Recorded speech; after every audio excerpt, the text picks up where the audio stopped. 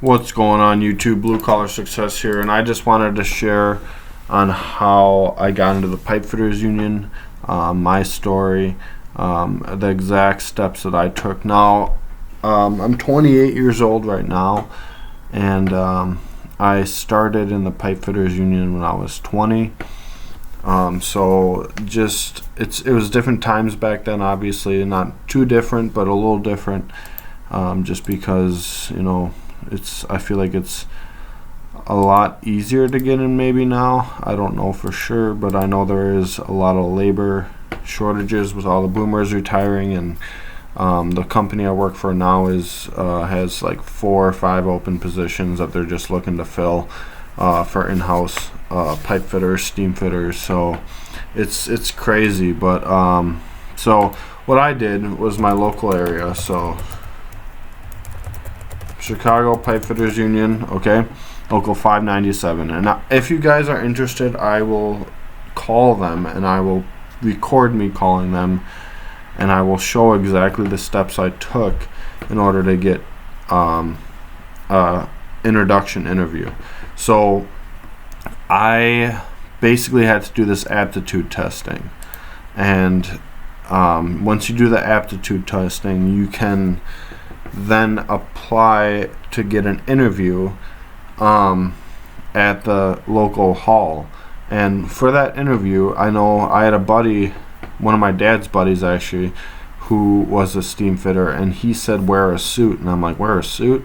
Like, why? Like, what do you mean wear a suit? He's like, just wear a full suit, look real clean and presentable, make sure you shower and everything, and I guarantee you that you will be on the you'll get your letter of introduction soon after. So I mean, I followed his advice. I didn't have much money at the time. I was a welder in a shop. I got into the trades right after high school, so I was a welder in some shop making like $18 an hour since high school. After I went to welding school, which was all right, but it wasn't really necessary. But so I bought a suit, a decent suit. I don't remember how much it cost, and then I showed up in a full suit, nice hair, a haircut, fresh haircut, beard trim, everything. And all the rest of the guys in there were wearing dirty clothes or just like a button up, and it is what it is. If that's what they wanted to do, then that's what they wanted to do. But I wanted to stand out from other people and show the business agents that I was really serious about the job. So as soon as I got into the interview, they made some comments like, wow, you look really dressed up. Why are you so dressed up? And I was like, well, I really just want to make a good impression and show you guys that I'm serious about this. I take my career seriously. I take everything I do seriously. And they were just floored by that. They haven't heard that in a long time, I'm sure. And then they asked me about my experience and everything I did prior to this. And I told them I was a welder, MIG welding, flux core, all that kind of stuff. They were like, well, did you ever do any pipe fitting or anything? I'm like, nope, never done any pipe fitting, but I know how to weld. I'm a hard worker, etc., etc. And after that, sure shit, a week later, I got my letter of introduction, and that's where I had to call different contractors and see if they were hiring pre-apprentices. So I don't know if that system has changed now. But basically, I got a letter of introduction, and then I was given a list of, I don't even know how many contractors, 50 or 60. And I did not choose the service side. I chose the construction side. So there's 2 different sides to the steam fitter, pipe fitter apprenticeship. There's a service side, which is more HVAC service, where you get your own van, and you kind of just go about your way and do service calls, and you learn like refrigeration and all that stuff. I wanted to do the construction because it's a lot of welding, pipe welding, heavy rigging, layout, all different types of stuff. Even you do a little bit of service here and there. So it just seemed more interesting to me. So I started calling contractors like crazy. I think I called probably half the list. People just said, oh, we'll call you back, or not right now, maybe in a year. And I'm like, oh crap. So then I just kept going down and down the list, and then finally I ran into a company And they said, yeah, we're actually looking for a couple pre-apprentices. So then I started actually the next week on that Monday. I believe it was a Wednesday. I remember very clearly because I was so excited. I called my best friend, told him like, hey, I got my first job as a pre-apprentice. So how it works in our union is it's up to a year of pre-apprenticeship, but it can be any amount of time. It could be 1 week, 1 month, 2 months, 3 months, 4 months, 5 months, or up to a year, depending on how they feel you are doing and how they like you pretty much. So it can be kind of tricky, but I had some trades experience before, so I kind of knew what I was getting into, but not really, because pipe fitting is a whole different ballgame than just shop welding. So I got indentured within, I believe it was 6 months, 6.5 months, and then I got officially indentured, and then I started my apprenticeship. I started going to school, and it's a 5-year program, so not including the pre-apprenticeship. It's a 5-year apprenticeship. It's like 1,400 class hours, and I forget how many hours on the job, but as a first year I was doing so much overtime, it was insane. I believe the pre-apprenticeship wage at the time 8 years ago was $17 an hour, so I only took like $1 pay cut. It wasn't even that bad. But then as a first year I was making over 20, and then I got raises every year for 5 years, and then when I turned out, I believe the pay was like mid 40s or upper 40s. I don't know, but I'm in that in-house steam fitter job now, and I'll explain that in a different video. But basically it was totally worth it. The training I received in that 5 years was just amazing. Like, yeah, I mean, every apprenticeship, I had my struggles like everyone else, and it was tough, a lot of hazing and all that crap.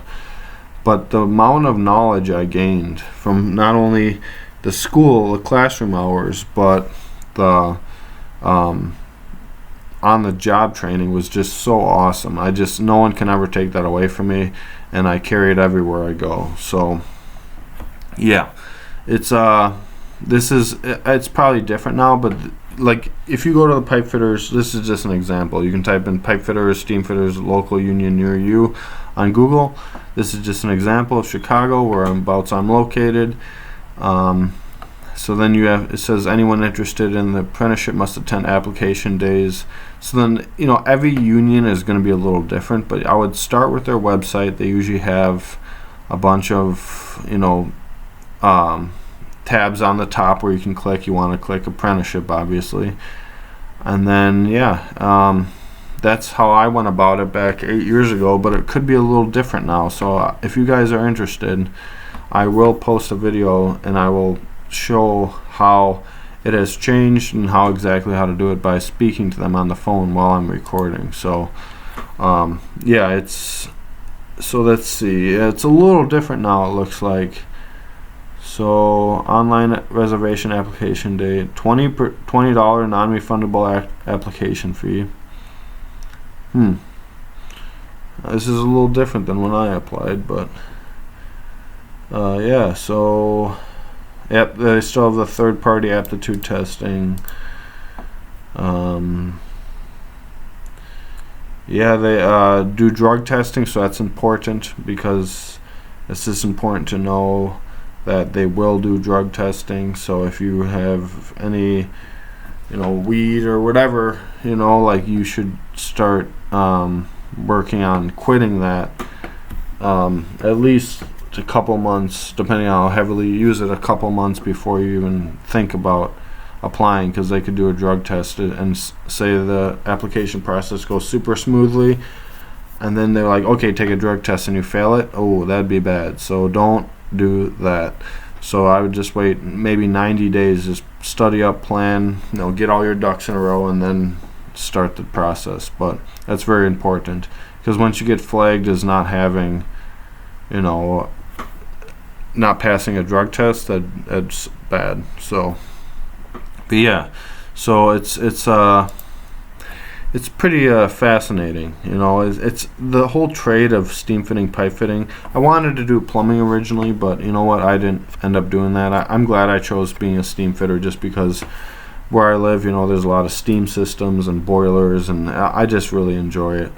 The welding, a little bit of everything, honestly. You do copper, running copper lines, a little bit of refrigeration, HVAC, like working on chillers and stuff. But honestly, it's in my opinion, I'm just so thankful I got out of the welding shop, because the most I could make there was 25, and now I'm making like 40 something an hour with a lot of overtime, a good pension, good health care. It's totally worth it. And as much as I struggled in the apprenticeship, everyone struggles. I mean, unless you're just a god or something and you just don't have any struggles throughout your whole apprenticeship. But I'm glad I had those struggles, because it made me a tougher person, and it helped me learn.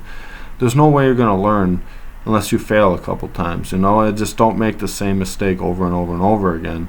You got to learn from your mistakes, but everyone makes mistakes. Journeymen who've been on the job 20 years make mistakes. I make mistakes still, and I've been in the trades almost 10 years. Everyone makes mistakes, so don't beat yourself up over that, but just pick up and just keep going every day. My journeyman once told me when I was an apprentice, if you're not 15 minutes early, you're late. So, I took that to heart, and I was early, 15 to 30 minutes early every day throughout my apprenticeship. I tried to be, I think one time I got there like 1 minute to spare, and the foreman was kind of pissed. It's just common courtesy to be there early, be there on time, do the work you're required to do, take your breaks, and then go back to work and go home. And also, it's important to have that work-life balance and enjoy your life outside of work. Don't make work your life. But still, when I go to work, I do my job. I do a great job. And then I basically go home and I enjoy my life at home.